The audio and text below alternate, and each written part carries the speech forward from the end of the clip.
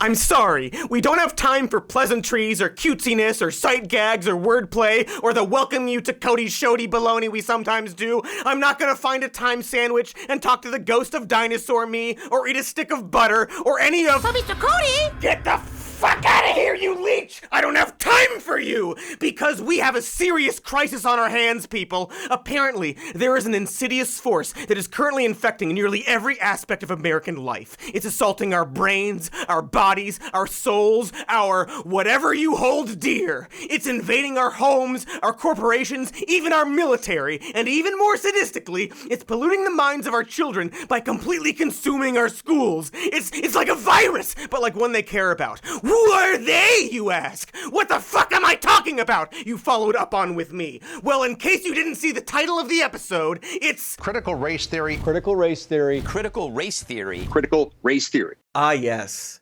Critical race theory. The latest boogeyman being ridden by the GOP to hell, I guess?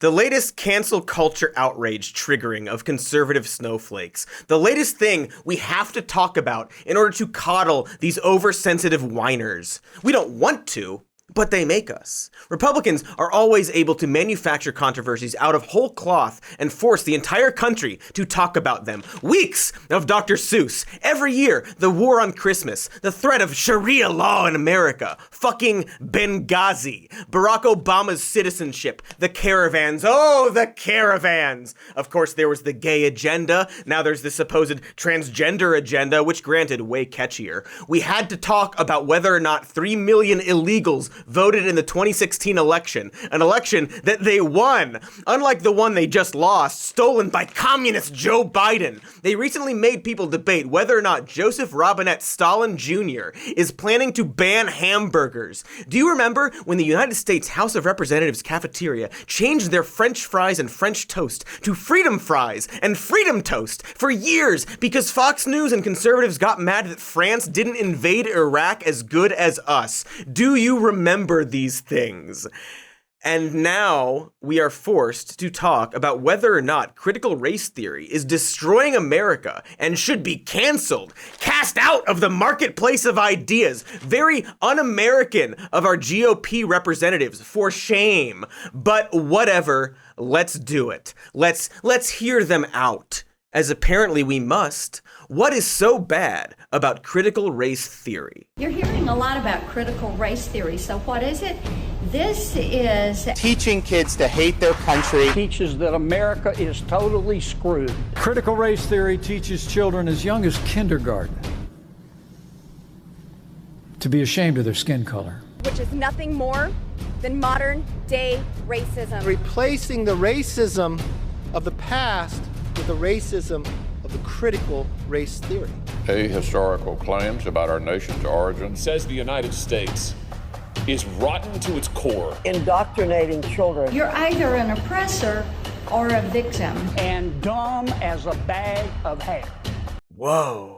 Okay. That all sounds really bad and true. Kids coming home, saying they're being taught to hate themselves and their nation and question the wisdom of our many dear leaders, being told it's okay to be racist to them, sobbing, pleading to not be white anymore. The teachers shove them, pointing, cackling, white! Plus, a lot of the teachers are white. They've been spitting on them and stuff. Anyway, let's hear from the parents. Here with more are 3 parents from Loudoun County, Virginia. We have Jessica and Fred and Patty. We've got this mother of 2 criticizing a Colorado school board over the impact critical race theory is having on students. For another example of everyday Americans fighting back for their liberties, Keisha King is a Florida mom who took a bold stance against critical race theory, claiming that the teaching of race is in fact racist. Joining me now is Loudoun County parent Ian Pryor and Kim Klasick, president of Red Renaissance. Our next guests were both there. Father of 3 and U.S. Army vet Joe Mobley and a teacher at Douglas School in Loudoun County, Jeremy Wright. Both join me from the Commonwealth of Virginia. Guys, good morning to you. You gonna deliberately teach kids this white kid right here got it better than you because he white? You're going to purposely tell a white kid, oh, the black people are all down and suppressed. How do I have 2 medical degrees if I'm sitting here oppressed? Sandra, the Florida State School Board has now voted to ban critical race theory from being taught in public schools in the Sunshine State. It comes as more parents across the country are pushing back against so-called woke curricula being taught in classrooms. Bridget Ziegler is a mother of 3 girls and a Sarasota County school board member. She joins us now. I'm joined now by Carrie Lucas, a Virginia mom of 5, and her 13-year-old daughter Meredith, currently a Virginia public school 8th grader. Here to react is Alexandria Little League parent and an informal advisor to the 2016 Trump campaign, Barry Bennett. Wow. What an amazing outpouring of hold up. Can we run that last clip again? Here to react is Alexandria Little League parent and an informal advisor to the 2016 Trump campaign, Barry Bennett. Did he, say that guy was an informal advisor to the 2016 Trump campaign? That's a weird coincidence. How Barry Bennett, the concerned coach that Fox is interviewing there, also happens to be a political operative and lobbyist for the Republican Party? I mean, surely that's just one. And the rest of these parents and teachers are, what's that, Mr. Finger? You love where I've been putting you? Oh, and every single one of them is a political activist or operative or lobbyist. And in fact, of those people I just showed being interviewed, along with the Trump advisor, there were multiple right-wing talk radio hosts, several GOP consultants and professional commentators, the founders of multiple conservative super PACs, a conservative author, and the former senior domestic policy analyst for the House Republican Policy Committee, amongst many other things, and multiple conservative activists and think tank members, including one with connections to Turning Point USA. Literally zero of those people were fresh off the street, non-politically tied individuals expressing their concern about critical race theory and their children. Yes, it turns out that a lot of this grassroots concerned parent movement sure feels like it was put there artificially, like some sort of artificial grass or fake turf, if you will.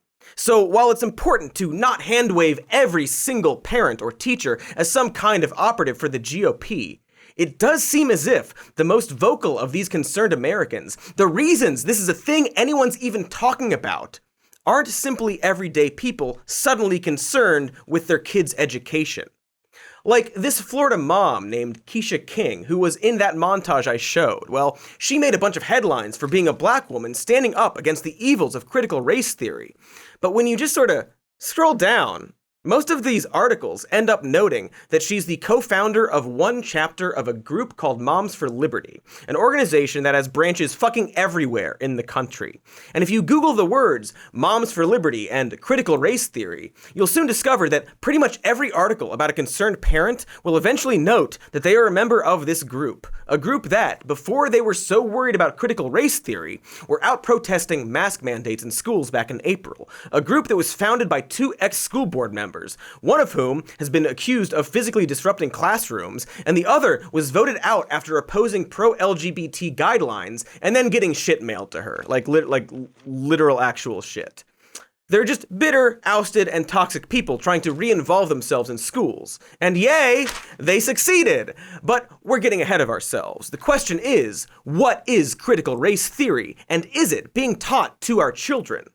Very briefly, the basic tenets of critical race theory, or CRT, emerged out of a framework for legal analysis in the late 1970s and early 1980s, created by legal scholars Derek Bell, Kimberly Crenshaw, and Richard Delgado, among others. Less briefly, critical race theory argues that racism is not just a matter of personal prejudice or explicit legal discrimination, but can be found in everyday social practices and is embedded in our legal system. It places specific emphasis on history and context with relation to discussion of race in legal discourse, and seeks to understand how white supremacy was created and how it is maintained, and to examine its relationship to professed ideals such as the rule of law and equal protection. It argues that race is not only a social construct, but a legal construct, and that while the biological reality of race is false, there is a very real material dimension to being raced in the United States of American society, and that this dynamic has been both produced and sustained by law. It finds fault with the ideal of color blindness, which ignores effects of centuries of documented racism, and instead embraces the notion of race consciousness. It uses concepts such as white privilege and intersectionality to better understand the dynamics of the social, material, and legal inequalities throughout our society. It aims to expose the racial dimensions to the meritocracy mythology. It is a political practice, a progressive activist movement, and an intellectual identity for scholars of color that takes the form of left intervention into race discourse and race intervention into left discourse, that addresses the law's treatment of race from a self-consciously critical perspective. It believes that reform is required within the legal system itself, law schools and courtrooms. Critical race theory is not only concerned with understanding the ways in which our history of racist laws and social practices have created racial inequality, and how white supremacy is maintained within our society and through our legal system, but critical race theory is an intentional and explicit effort to change this dynamic.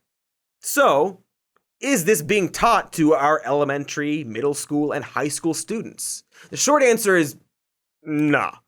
And if you are skeptical of this claim and are a parent, ask your child to watch this clip and then get back to me. Critical race theory has certainly connections to any kind of critical intellectual discourse, but it's also connected to critical legal studies, which was not committed to sort of inheriting all of the kind of Gramscian and Marxian sort of ideas that you're talking about. And again, even the type of Marxism you're talking about is a very narrow, thin, sort of crude Marxism, or even what we call vulgar Marxism, which alleges a relationship between economic base and cultural superstructure that is one-to-one, when in fact, what most Marxists have argued, and what certainly most Marxists post the mid part of the 20th century have argued, is that it's a much more complicated dynamic than even Gramsci himself argues at in the prison notebooks about this idea of hegemony and how it happens along a compromise equilibrium, whereby some people, or whereby on the one hand we absolutely are hostage to the economic conditions around us, but on the other hand, structures and states and institutions also appeal to our own desires and our own interests and our own needs. It's a much more dynamic and complicated relationship than you're talking about. And as far as sort of structures, again, you're making a connection between structures in terms of institutional structures that I was talking about and the particular type of structures that, say, a Saussure would be talking about in terms of structuralism. That's not actually what I was talking about. And that's not what most people are talking about when they talk about systems and structures. Again, that's a very tight correlation you draw. And if we were to accept that correlation, then sure. But it's not only that we're not accepting it, it's actually not what we're talking about. And postmodernism, again, plays upon a range of things. I'm sorry? I said you know a lot about this, actually. That you know a very... So did your kid get all that? Did you get all that? Did James Lindsay get all that? This is not light reading, folks. This shit is highly sophisticated and intellectually rigorous. It's the kind of thing you study with a dictionary at the ready. Saying that children are learning critical race theory in our schools is like saying kids are learning quantum physics because they started learning about atoms and molecules. Critical race theory is something that is being taught in college, primarily in law school, and involves critical thinking and debate, where students are encouraged to examine the ideas involved and ask whether or not they hold up to scrutiny. Something critics of critical race theory and proponents of debate should like. So as I said, the short answer to, is this being taught in our public schools? Nah. The longer answer to this question, it's longer, but before we get to that longer answer, we should take a moment to examine where this moral panic came from in the first place. How is it that a decades-old obscure academic term suddenly does this in the Google search results? And it really all starts with a man named Christopher Rufo, not to be confused with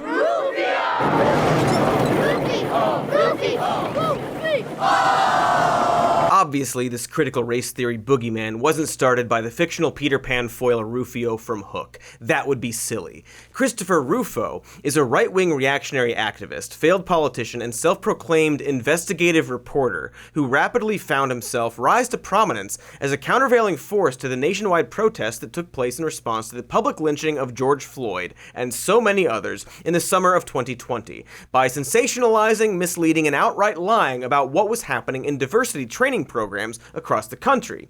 He described the diversity training program conducted in the city of Seattle as cult programming, and claimed that critical race theory has become, in essence, the default ideology of the federal bureaucracy and is now being weaponized against the American people. To prove this point, he asserted that the Treasury Department had hired a diversity consultant who told Treasury employees, essentially, that America was a fundamentally white supremacist country, and, I quote, virtually all white people uphold the system of racism and white superiority.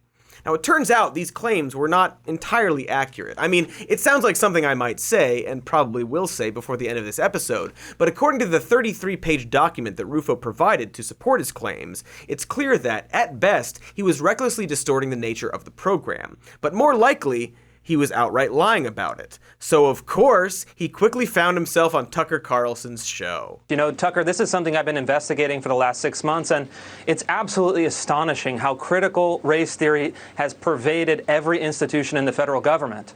And what I've discovered is that critical race theory has become, in essence, the default ideology of the federal bureaucracy and is now being weaponized against the American people. The morning after this appearance, Rufo was called by Donald Trump's chief of staff, Mark Meadows, who told Rufo that the president saw your segment on Tucker last night, and he's instructed me to take action. According to the Washington Post, the reaction to Rufo's appearance that evening on Fox News was swift. The next day, Trump demanded action. 2 days later, his budget chief issued a memo laying the groundwork for the federal government to cancel all diversity trainings. An executive order followed, and Rufo was invited to the White House a few months later for a meeting. Now, the funny thing is that even though Rufo set in motion the rage-filled delirium over critical race theory that would eventually entirely envelop our political discourse and advise hundreds of leaders throughout the country on the issue, Rufo had only recently learned of the term himself by reviewing the footnotes of popular anti-racism books by Robin DiAngelo and Ibram X. Kendi. Far from being an investigative reporter, the truth is that Rufo is a right-wing reactionary activist with an explicit agenda, and Rufo himself has not shied away from stating this agenda explicitly, tweeting, "We have successfully frozen their brand, critical race theory, into the public conversation and are steadily driving up negative perceptions. We will eventually turn it toxic as we put all of the various cultural insanities under that brand category. The goal is to have the public read something crazy in the newspaper and immediately think critical race theory. We have decodified the term and will recodify it to annex the entire range of cultural constructions that are unpopular with Americans." So, Major League Baseball moves the All-Star game because of racist voting laws in Georgia? Critical race theory. Juneteenth becomes a federal holiday? Critical race theory. Vanessa Williams sings the Black National Anthem on Independence Day? Critical race theory. Your roommate walks in on you while masturbating? Hot. What was I talking about? Critical race theory has essentially become a stand-in for any discussion of racial inequality or the history of racism in America, which is why it is not at all surprising that Rufo's claims about critical race theory are either entirely misrepresentative or outright lies. In his explicit effort to drive up negative perceptions of critical race theory, Rufo created a CRT briefing book, and if we spent the necessary time it would take to adequately debunk every aspect of this sacred tome of garbage, this episode would last an entire semester, and you might have to take on student loans to do so, which would disproportionately impact you if you happen to be black. Critical race theory! So I'm not going to do that. But it's worth taking a look at a particularly egregious claim that he makes about critical race theory to give you a sense of the kind of nonsense Rufo is peddling. In a section of his CRT briefing book called Race Essentialism, Rufo claims that critical race theory reduces individuals to the quasi-metaphysical categories of blackness and whiteness, then loads those categories with value connotations. Positive traits are attributed to blackness and negative traits are attributed to whiteness. This claim is literally the exact opposite of what critical race theory contends. Race essentialism is a belief in a genetic or biological essence that defines all members of a racial category. In fact, as I previously noted, critical race theorists explicitly argue that the concept of race is not a biological reality, but in fact a social construct, and even more than that, a legal construct. That is to say that the very existence of race as a concept in America was actually created in part by our legal system.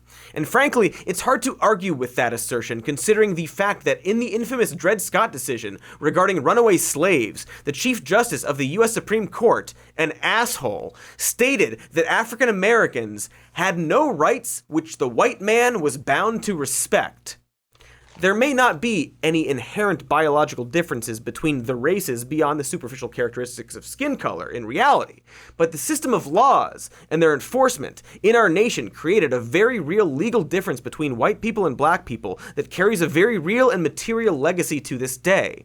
The very fact that this country had laws against interracial marriage until 1967 is an example of this legal construction of race.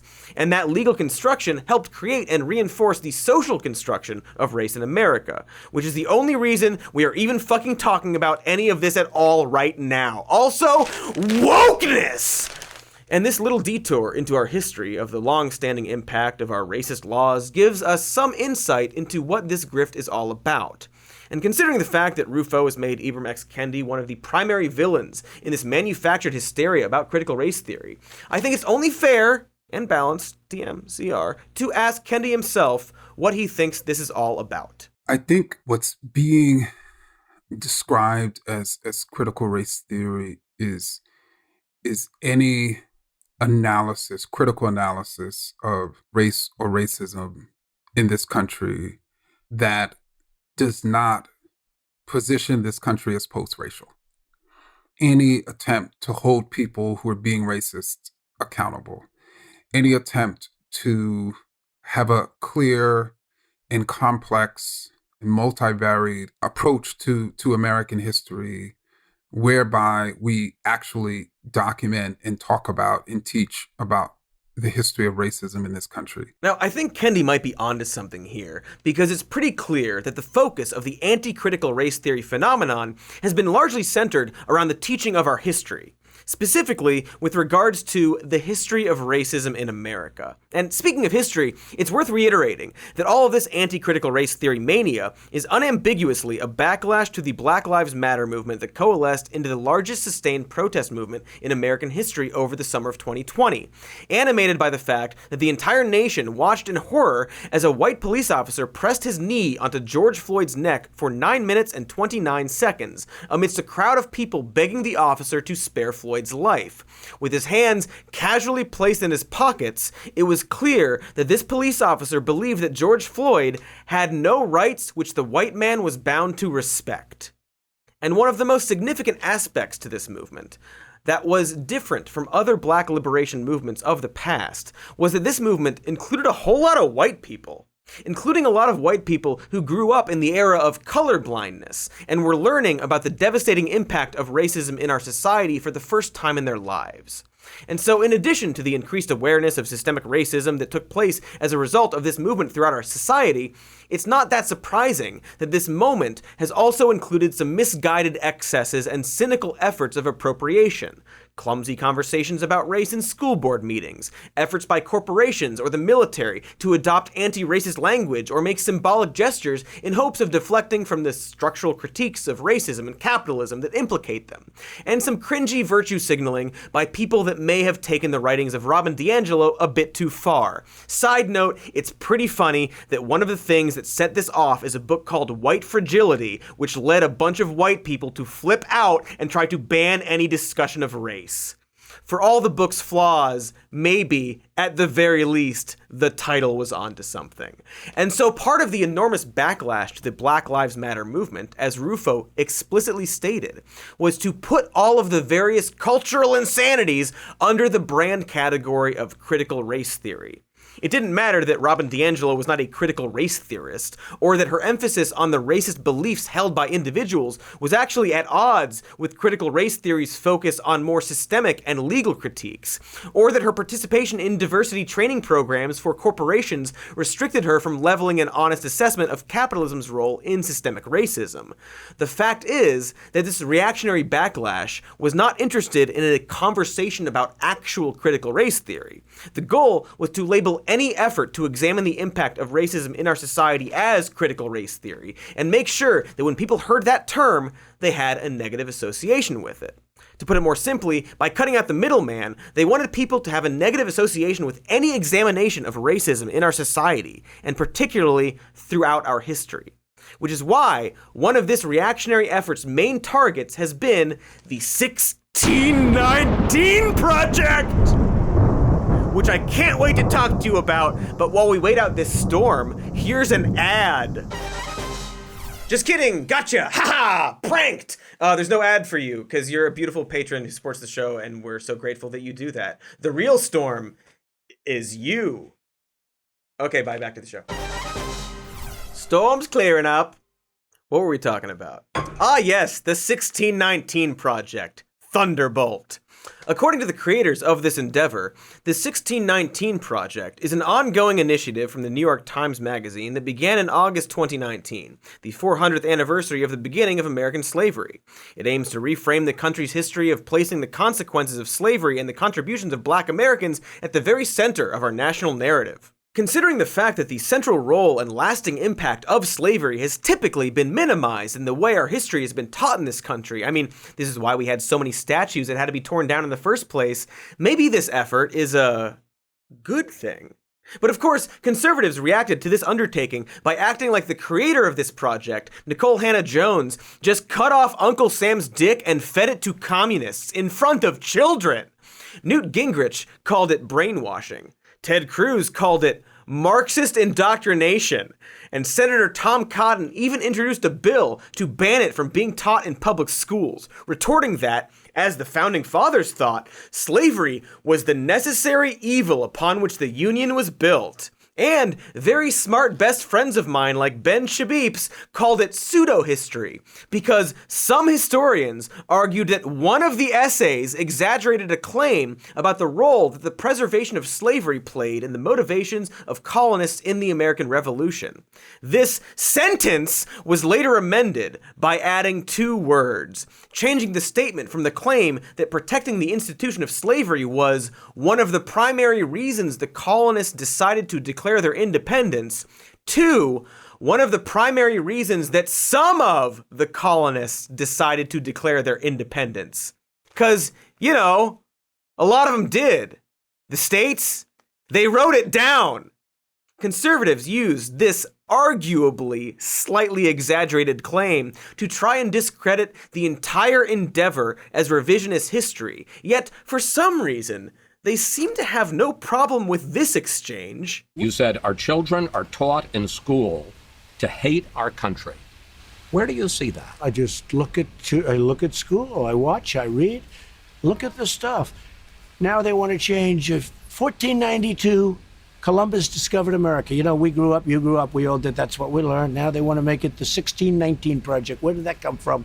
What does it represent? I don't even know. It's slavery. That's what they're saying, but they don't even know. Look at the stuff.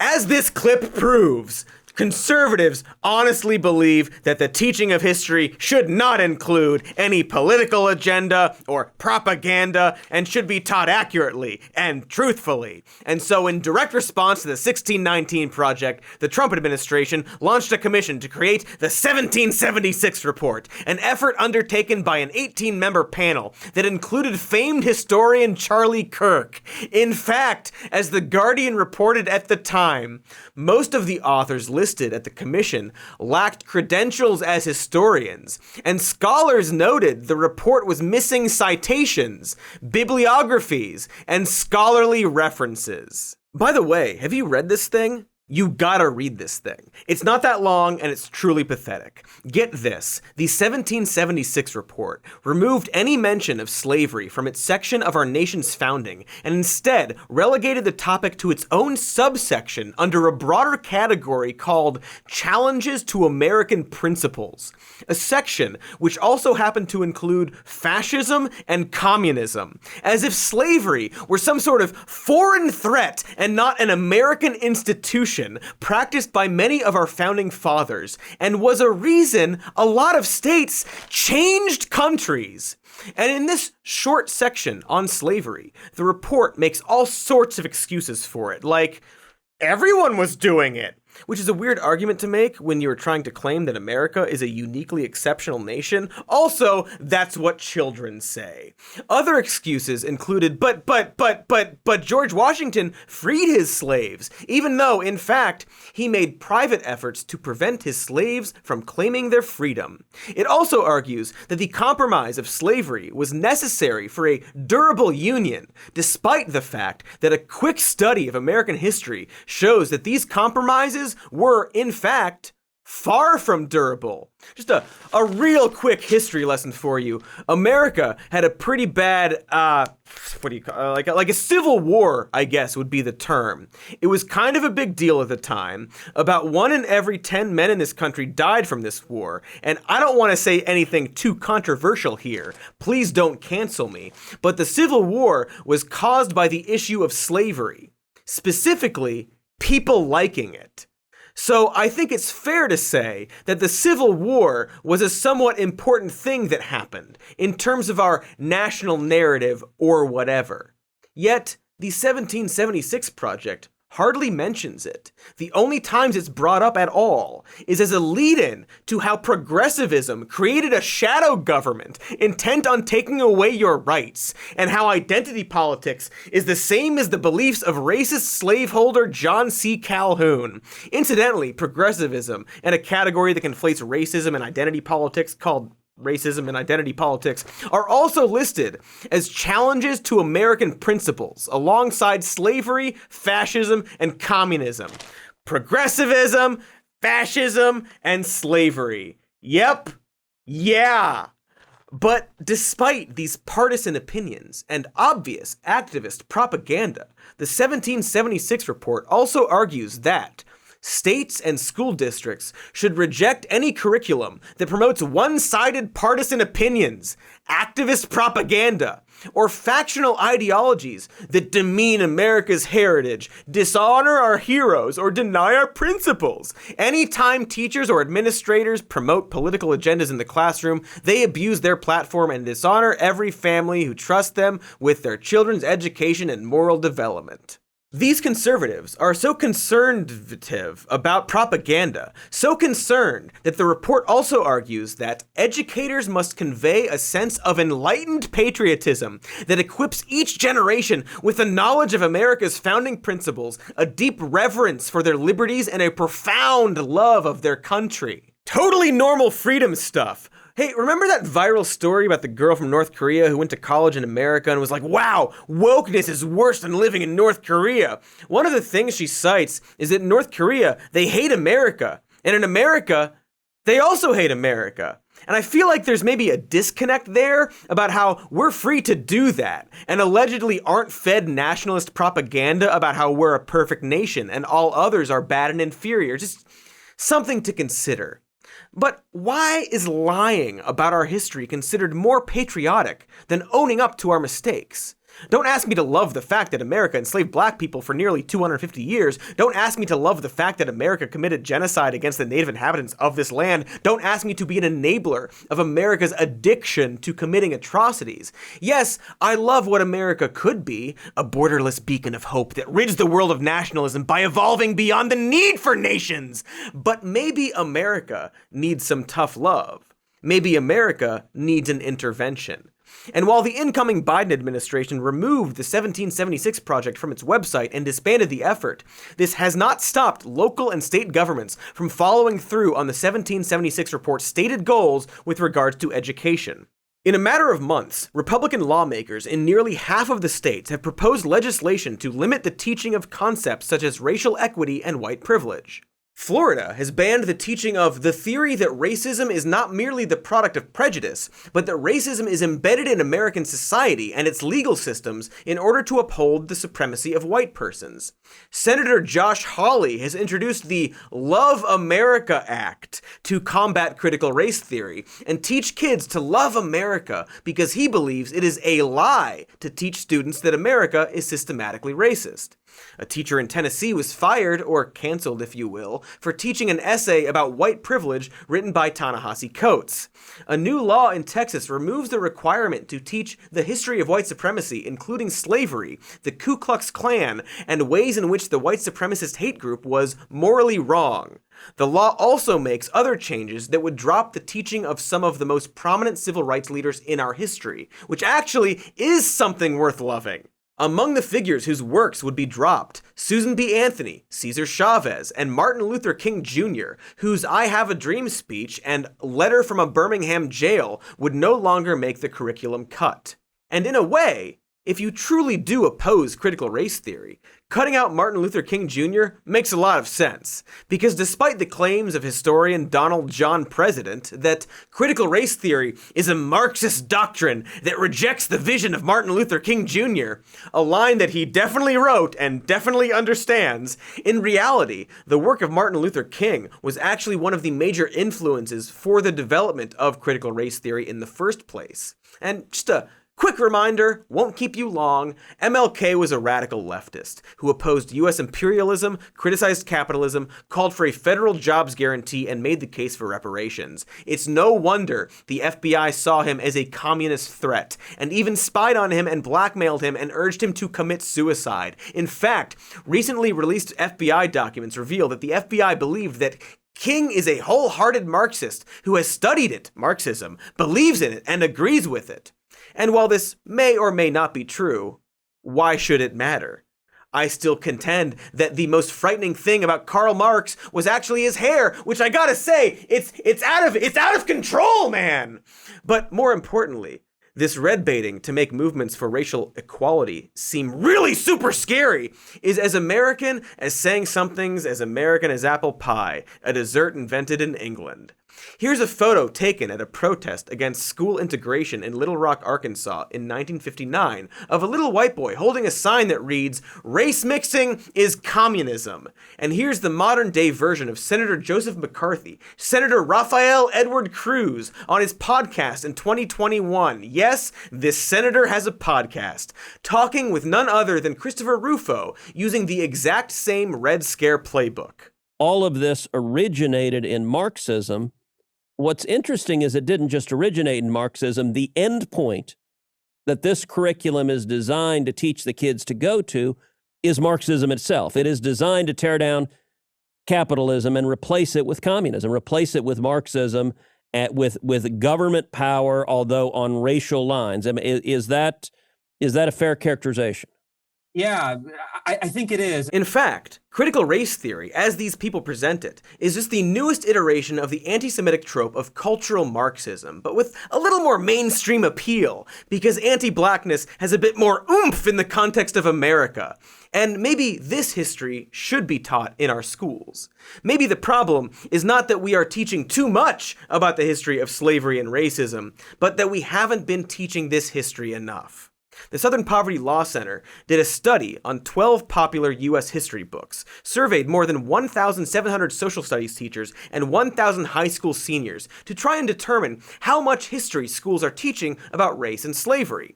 Their depressing results found that only 8% of high school seniors can identify slavery as the central cause of the Civil War. 2/3 didn't know that it took a constitutional amendment to end slavery, and only 22% were able to identify how provisions in the Constitution gave advantages to slave owners. And I just can't stress this enough. 8% were able to identify that slavery was the primary cause of the Civil War, which I guess isn't surprising considering that Texas only just decided to teach that fact in 2018. Because it turns out that different states are allowed to teach about slavery as much or as little as they want. And usually it's the latter. While Massachusetts mentions slavery 104 times in its social studies framework, Louisiana only mentions it 4 times, as in 4 times total for K through 12th grade, which is still twice as much as they mention it in Idaho. This might be why 85% of teachers said that their textbooks were inadequate in teaching Black history, also known as history. This is backed up by the fact that out of all the books the Southern Poverty Law Center went over, not a single textbook addressed how white supremacy factored into the justification of slavery or how depressingly essential slavery was to the American economy. And this is just the one study. If you look for it, you can find a wide and dizzying array of schools routinely fucking up the way they teach about slavery in America. This 4th grade class asks students to name 3 good things about slavery. Then there's the school in upstate New York that just this year, the year 2021, in homework for elementary school kids, described slavery as African Americans agreeing to work for colonists in exchange for a trip to America. Literally just not teaching slavery as slavery. So that's totally normal. Hey, speaking of things that were totally normal, did you know that there were nearly 8 million KKK members in the 1920s, or that Georgetown University was funded by the selling of 272 slaves? Hey, did you know that Bank of America, Citibank, Wells Fargo, and JP Morgan all accepted slaves as deposits? Have you ever considered or been taught in school about just how many American companies and institutions gained their power from the suffering of others? And wouldn't that perhaps be a good thing to know? Also, geez, I'm not sure if you know this because you may have gone to an American school, but Black history isn't entirely just the slavery and civil rights eras. Like, obviously those are important to teach, but as a few have pointed out, most schools pretty much stop there and call it a day. And in fact, the United States history content standards for grades 5 through 12 only require schools to teach the baseline subjects of slavery and civil rights, and then nothing else about Black history or culture. You know, stuff like the Reconstruction era, which most schools don't teach, nor do they teach about the Great Migration, or about the fact that over 60% of Americans know nothing about Juneteenth, which is probably why the Tulsa Race Massacre and countless other massacres has been strangely absent from history textbooks for decades, even in fucking Tulsa, an event where a white mob attacked and killed hundreds of Black residents, injured even more, and razed over 35 city blocks, was just completely absent from our history until a fucking HBO show about fictional superheroes brought it up. How goddamn weird and sad is that? And this is just Black history I'm talking about, and not like Native American history, but heck, I'm sure the way schools teach that is, very thorough. Boy fuck howdy, it sure seems like most Americans don't know shit about our history with racism and slavery. I don't know, perhaps if we did teach these things, we would have fewer people going on TV saying nonsense like this. America was not founded on racism. Don't get me wrong. Yeah, there was slavery going on, but slavery itself was not initially a racist thing. It never was about race initially. So to sit there and take it like America was founded on racism, it's a complete lie. Yeah, there was slavery going on, but slavery was going on in all the world. It never was a race thing. So why are we making it a race thing now? Now, I'm hoping that I don't need to defend the idea that slavery in America was very much a race thing. Yes, the institution of slavery existed in the world before the transatlantic slave trade, and there were indentured servants from Europe for a time in America, but it's also true that slavery in the New World was a uniquely brutal institution, and that after uprisings like Bacon's Rebellion that saw European and African servants join forces against the ruling elite, lawmakers began to make legal distinctions between white and Black inhabitants by permanently enslaving Virginians of African descent and giving poor white indentured servants and farmers some new rights and status. And that this dynamic metastasized over time and is actually why we have the socially and legally constructed categories of race in America in the first place. And that the laws and social dynamics continue to, you know what, actually, I'm not gonna do this right now. Frankly, this is something that this guy and everyone should have been taught in middle school. And speaking of this guy, do you recognize this guy? That's right, he is one of the people from the Concerned Parents montage that we played earlier in the video. And you guessed it, just like all the others, he's actually a conservative activist with his own conservative radio show and YouTube channel. And so I think it's worth reiterating that far from a grassroots movement of concerned parents who spontaneously became concerned about the little-known academic concept of critical race theory, this backlash has been a coordinated effort from reactionary activists, politicians, media figures, and right-wing think tanks. Many, incidentally, are funded by the Thomas W. Smith Foundation, whose trustee and director is James Pearson, who explicitly opposes teaching classes about women, black people, or the LGBTQ community. The Thomas W. Smith Foundation funds many groups currently going all in on the anti-CRT train. Fun groups we love, like the American Enterprise Institute, the Daily Caller, the Federalist, the Heritage Foundation, the Federalist Society, Turning Point USA, Prager University, and others, including the Manhattan Institute, which is the top recipient from this foundation, and incidentally, a place where Christopher Rufo now works. The Manhattan Institute simply wants to develop and disseminate new ideas that foster greater economic choice and individual responsibility.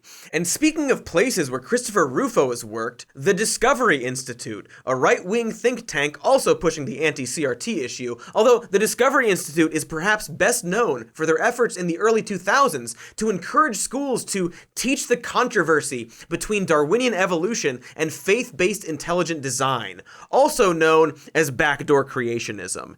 Interesting, they have no interest in teaching the controversy this time, which is why it is not at all surprising that one of the authors of the 1776 report, Charlie Kirk, tweeted that it's not enough to just oppose critical race theory. Republican governors, legislators, school board members, and parents need to play offense. Push for the Bible to be taught in schools. Push for prayer in schools. Push for pro-America curriculums. Put Marxists on defense. I now understand why the 1776 report promoted the idea that when families pray together, they acknowledge together the providence of the Almighty God who gave them their sacred liberty. This is all really just Christian nationalism and in support of American myths. And I know this is a lot to take in, but we can't give up. Let's try to get to the bottom of it if we can. So remember how I told you that the short answer to whether or not critical race theory is being taught to our children is nah, but that the longer answer was longer. It's time for that longer answer. Because while it's true that critical race theory in the academic and legal and activist sense is not being taught to kids in elementary school, it is also true that many of the basic ideas and assumptions that critical race theorists make have actually found their way into the mainstream understanding of the history of racism in America. And conservatives actually do have good reason to be afraid of these ideas, because they have the potential to completely decimate their ideology. Because as Kimberly Crenshaw, one of the pioneering scholars of critical race theory, has said, critical race theory just says, let's pay attention to what has happened in this country and how what has happened in this country is continuing to create differential outcomes so we can become that country that we say we are. And while this statement may first appear innocuous and uncontroversial, because it's mostly pointing out how the concept of time works, if you take this statement to its logical conclusion, it tears holes in conservative ideology and the myths about America that they are desperately trying to maintain in order to preserve their ideology.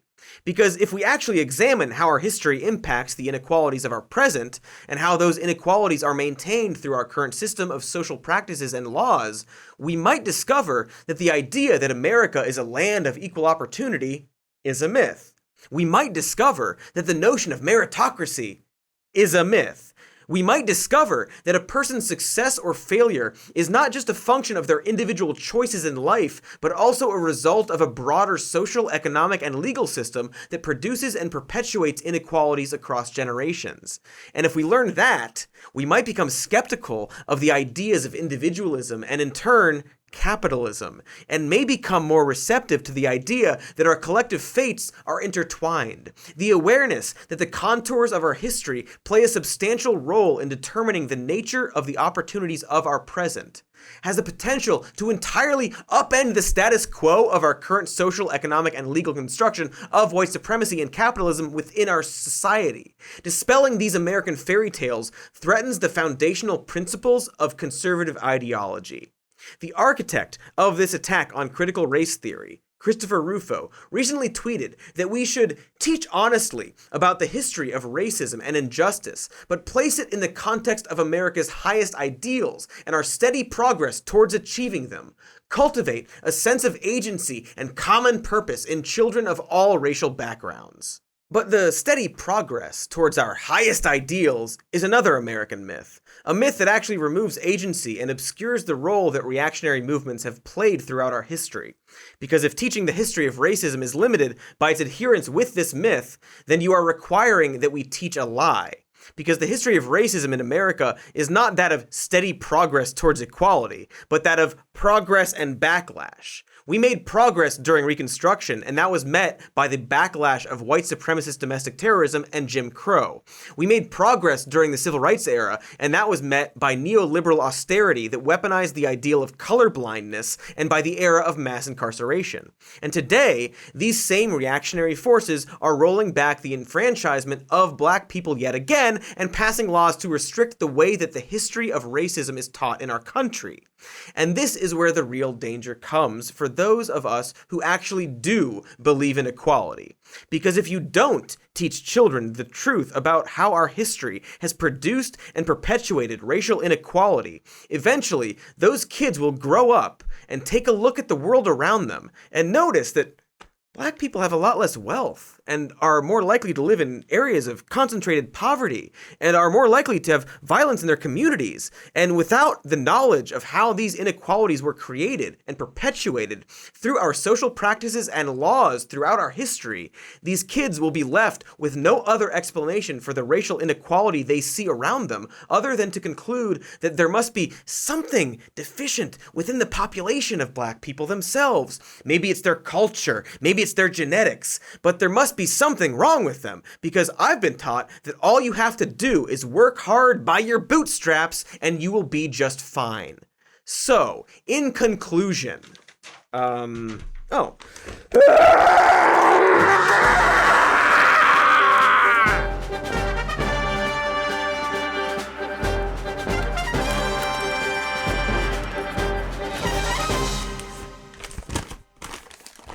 sorry, it's